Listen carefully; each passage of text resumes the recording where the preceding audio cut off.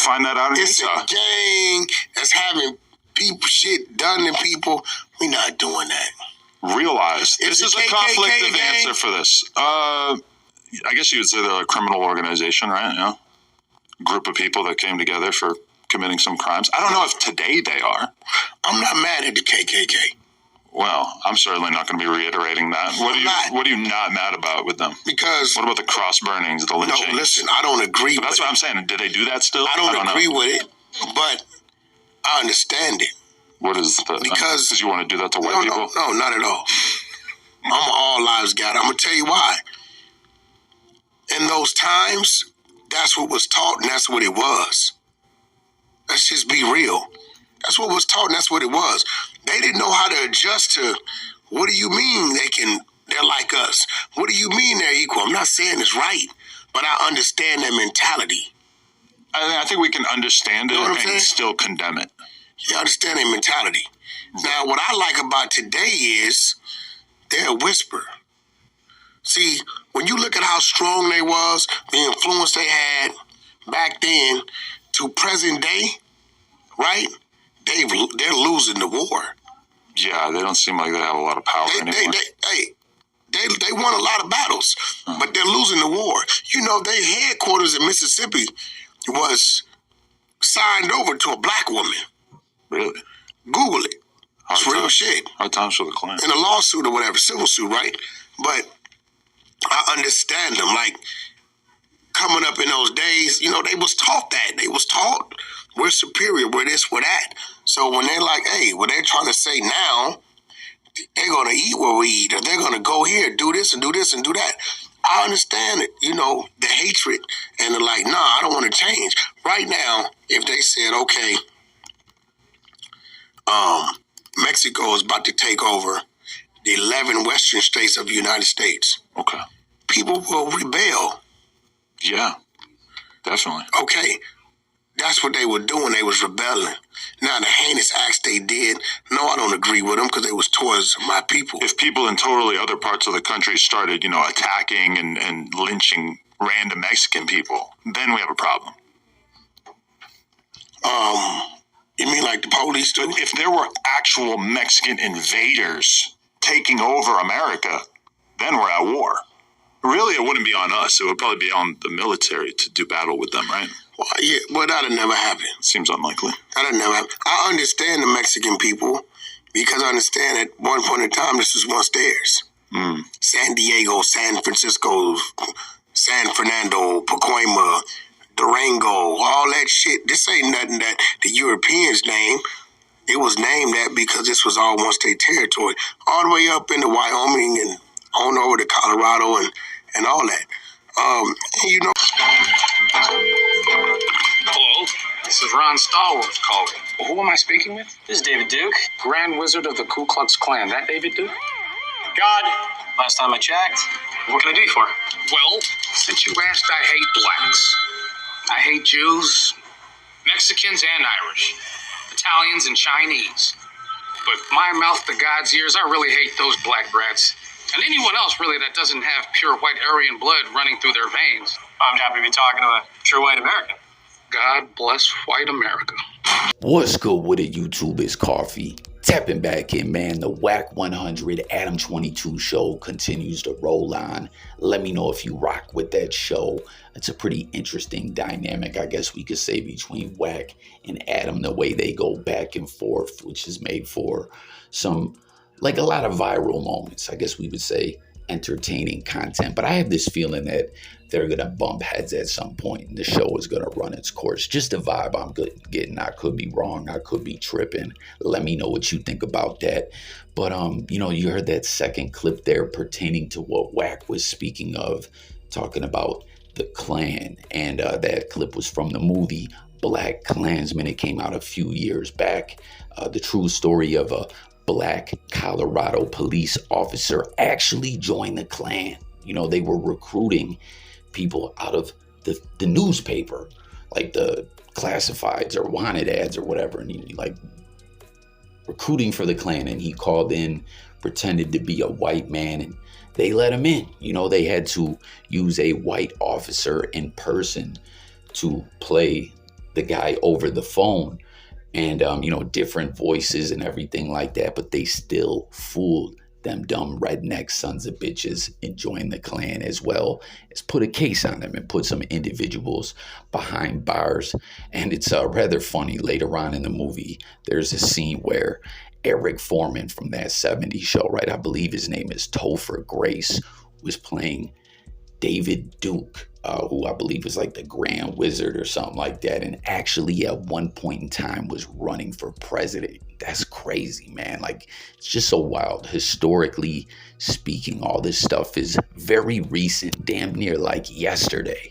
And when Duke meets with the white guy who's playing the black guy over the phone undercover, he's referencing their conversations and just speaking of how when he spoke to him, he could tell that he was a white man over the phone. It's like, nah, you dummy. They fooled your ass. But what does everyone think of what Wax said there, saying he's not mad at the Klan. He doesn't agree with their views, but he understands, as, he's saying these individuals were taught wrong, evil, racist ways. And, that's why he understands it.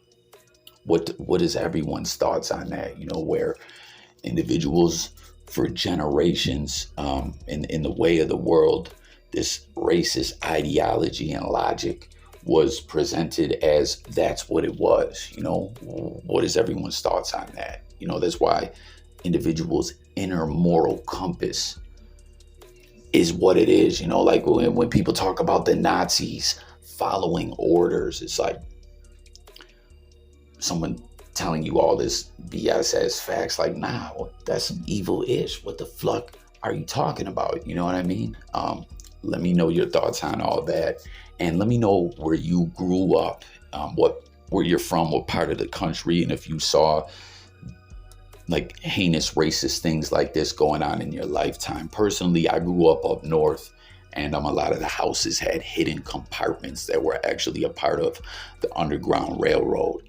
And, there's Underground Railroad Museum in the local area. And like, this was stuff that we were taught in our curriculum growing up, about all this and everything.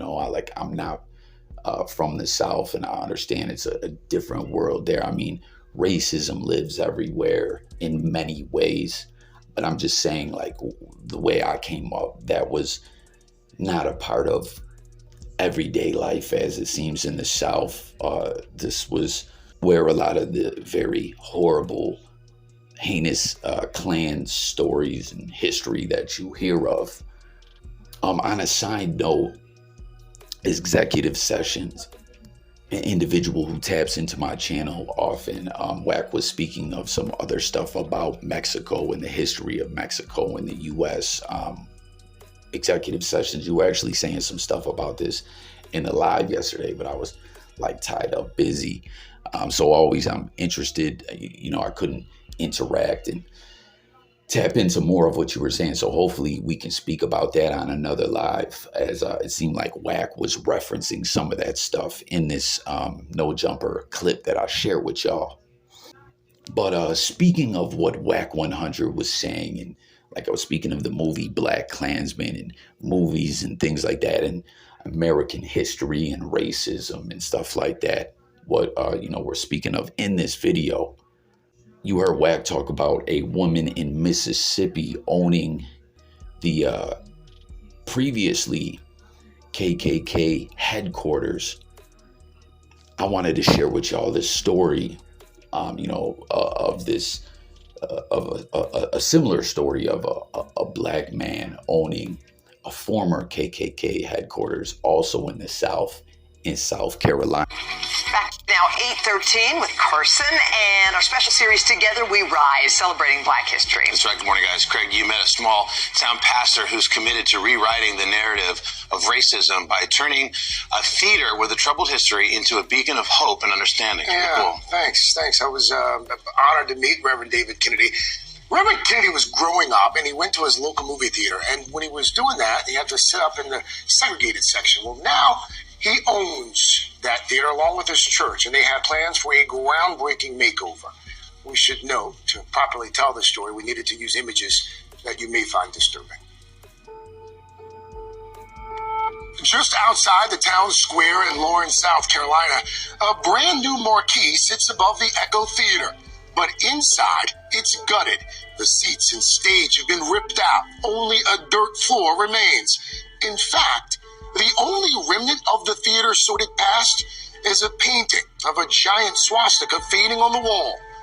After seeing this, it might surprise you to learn that the owners of the theater are Reverend David Kennedy and his church. Reverend Kennedy, as I understand it, you used to come here when you were a little boy to see movies. Yes.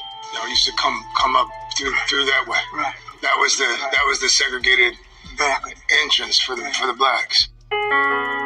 It started as a segregated theater. From there, the theater's history is as compelling as any movie.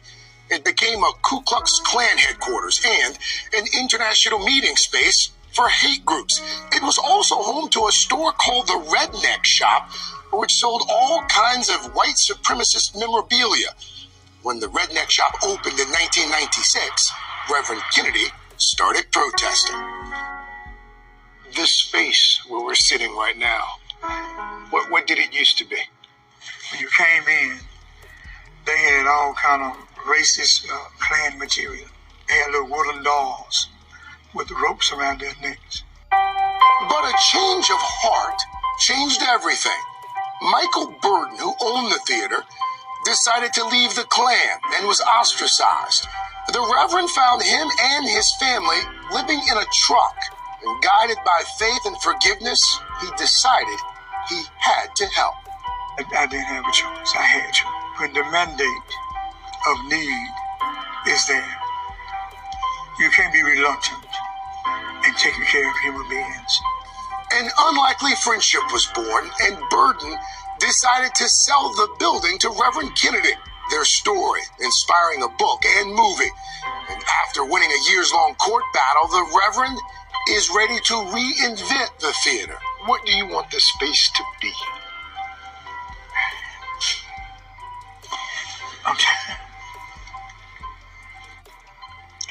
I'm trying to find something better. Some of my emotion. That's okay. We want it to be a place where we focus on all races. I want it to be a place where diversity not only talked about, but it is lived and celebrated. I didn't know that he was alive. To help realize his vision, the Reverend enlisted Reagan Freeman. The 25-year-old grew up nearby and had plans to go to law school until he learned the history of lynching in Lawrence County. That history includes the Reverend's great-uncle, Richard Puckett, lynched in 1913 from a railway trestle. What is the Echo Project? The Echo Project is about reckoning with the dark past, confronting it directly, and trying to make some good come out of it. It's about getting justice. It's about finding peace. The past lives all over the town of Lawrence. The place where Reverend Kennedy's uncle was lynched is overgrown, but not forgotten. A statue of a Confederate soldier keeps watch in the town square. But around the corner, from the dirt floor of the Echo Theater, Reverend Kennedy hopes to build a space for healing, understanding, and forgiveness. In this world, we have to be forgiven. Some things do not come overnight. Some things have to come by prayer. Should say amen. By the way, the Echo Project has gotten some major support. A leading architect has volunteered his services. And the design team behind the National Memorial for Peace and Understanding in Birmingham, Alabama, they've gotten involved as well. I grew up an hour from that place. Had no idea about the story until someone emailed me. His ability to forgive is like crazy. is incredible. And he's lived it. His entire life. His entire life. There's no understanding without forgiveness. What will they do at that space that you were sitting in? Will it stay like that way? Or Their vision right now is for part of the space to be a theater, and the other part is going to be an area where, as the Reverend said there, where folks can gather and talk and heal and celebrate diversity. And they're living it. He's living the diversity. He's living the forgiveness. It's just like, we saw that guy in his truck living with his family. Yeah. He had a choice in that moment. Yeah. He could have killed the guy, Yeah. and he went the other way. It's an incredible lesson. That was awesome, Craig. Really. Thank you. Wow. So that is in Lawrence, South Carolina. Reverend David Kennedy bought the former KKK headquarters, then the Redneck Shop, which, can you believe that? That was in the late 90s, 1996, where this guy, Michael Burden, who later sold the Redneck Shop to the Reverend and decided that he wanted to leave the Klan and change his life and his ways, which I was totally unaware there was a movie based on all this, which I want to see that movie. Tap in and let me know, anyone out there, if you've seen this movie. It's called Burden, starring Forrest Whitaker. But late 90s, 1996, he bought this place and was selling just racist items and stuff like that. You know, pictures of lynchings, swastikas, just all kinds of hateful, evil stuff. And it was shut down in 2012. And just last year is when all this started, this Echo project that the Reverend started to just try to make this into a diversity center and be about peace and just put the evil racist past behind in that area and change the culture of that city. But, you know, not forget the horrible things that happened, but, you know, push for a better future. As you heard, the Reverend's uncle, you know, was lynched. And, you know, if you dig in more about this story, this was a very regular thing in this area, where someone asked him to take a note to a girl that I guess had a boyfriend or a husband. And I guess the uncle couldn't even read. And when he took the letter or note to the girl, the husband flipped out, and then it got blamed on him as being the messenger.